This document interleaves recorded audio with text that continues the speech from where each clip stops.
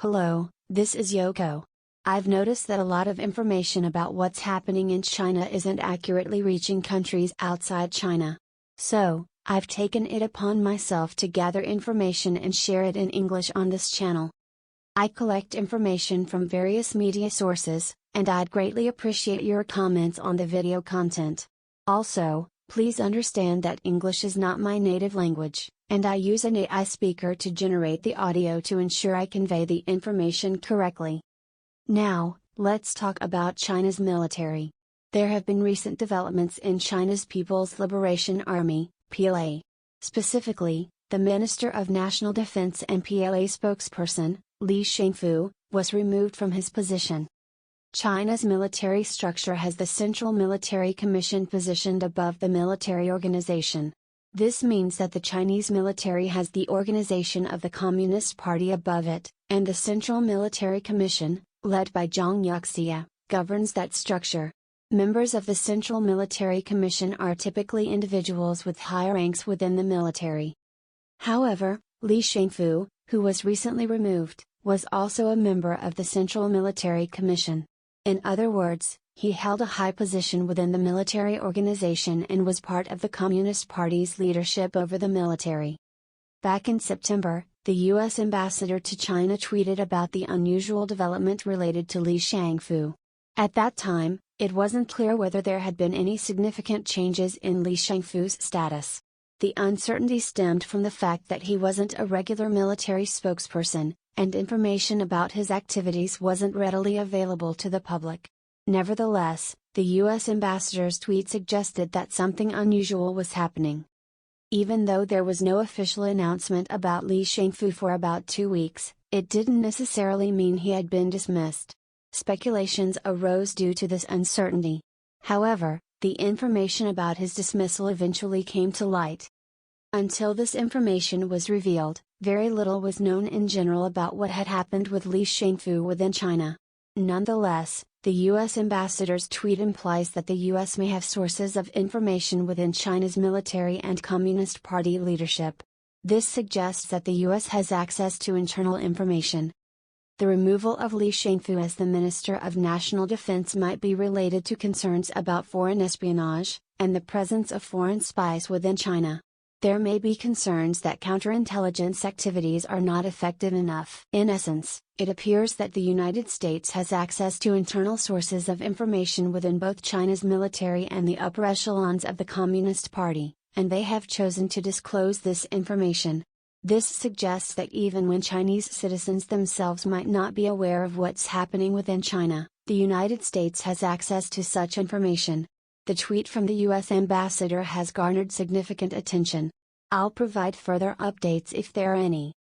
Moving on to another topic related to China's economy, the central government of China is working on a substantial reform concerning local government debt issues. The problem with local government debt in China essentially boils down to hidden debt issues. Originally, there were limits on how much debt local governments could accumulate. However, many officials found ways to circumvent these limits, such as creating special entities to borrow funds on behalf of the government. Those lending money to these entities operating on behalf of local governments were aware of the implicit guarantee from the government, which gave them confidence to keep providing funds. This debt, accumulating over time, is what we refer to as hidden debt. This hidden debt has grown significantly, and local governments heavily rely on the flow of this money to carry out administrative services, including local infrastructure development, often handled by these government proxies. If this money flow were to stop, local governments would find themselves unable to function effectively. Consequently, the hidden debt had expanded, and local governments had become dependent on it. As a result, local governments are in a situation where they can't manage without further debt, even though there were originally limits set on how much debt they could accumulate. Now, they are allowed to issue local bonds, and with the borrowed money, they are supposed to repay the hidden debt. In other words, instead of keeping this hidden debt off the books, the goal is to make it explicit as part of the local government's official debt. However, the risk involved in this transition is still unclear. Additionally, the interest rates on the loans that these local government proxies took out were relatively high. Some of these proxies were already in a situation where they were taking out more loans to pay off their existing debt, making it a precarious financial situation. Consequently, lenders started demanding higher interest rates as they felt their positions were increasingly risky. While this may seem reasonable from the lender's perspective, local governments were in trouble because of the rising interest burden. By paying off the high interest debt with the lower interest local bonds, they could at least alleviate some of the financial pressure. That said, this does not solve the fundamental problem. Many local governments in China have chronic budget deficits, and the transition from hidden debt to official debt doesn't address the underlying issue. Even if they transform hidden debt into official debt, the financial burden remains, and local governments continue to spend more than they receive.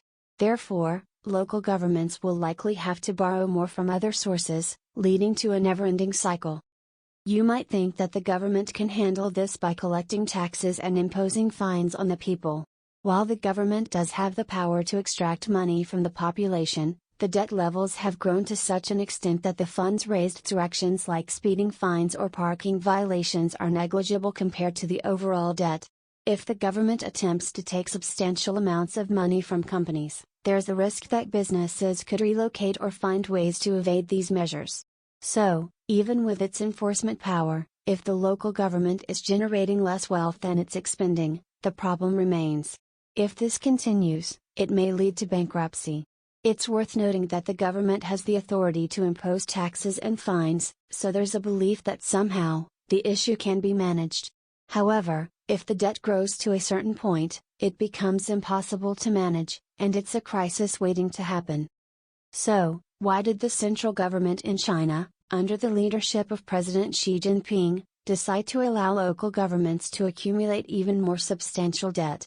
The reason is that there was a growing concern that the special purpose entities that were acting as the local government's proxies, previously thought to be safe because of the government's implicit support, were at a high risk of default. These entities are the ones responsible for the hidden debt.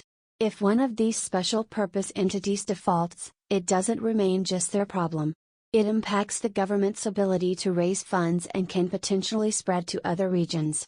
This would lead to a complete halt in the financial system, where government services cease. Currently, even without a full-blown crisis, issues like unpaid wages and pensions have been a concern.